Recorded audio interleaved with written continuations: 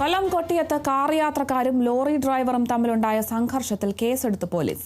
പഞ്ചായത്ത് അംഗവും ഭർത്താവും വന്ന കാറിന് ലോറി ഡ്രൈവർ സൈഡ് നൽകിയില്ലെന്നും ഇത് ചോദ്യം ചെയ്തതിന് കാറിലുള്ളവരെ അസഭ്യം പറയുകയും ലോറി കൊണ്ട് കാറിൽ ഇടിക്കാൻ ശ്രമിക്കുകയും ചെയ്തതാണ് സംഭവങ്ങൾക്ക് തുടക്കം. തർക്കത്തിന് ശേഷം ലോറി ഡ്രൈവറെ ഒരു കൂട്ടം ആൾക്കാർ തടഞ്ഞു നിർത്തി മർദ്ദിച്ചതായി ലോറി ഡ്രൈവർ ജോഷി തോമസ് പോലീസിൽ പരാതി നൽകി.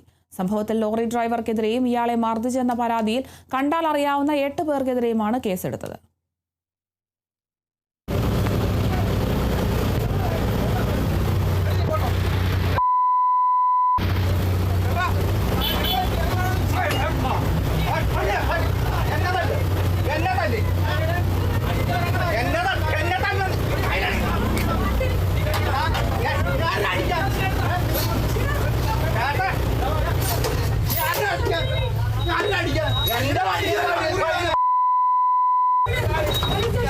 പോലീസ് സ്റ്റേഷനാ ഞാൻ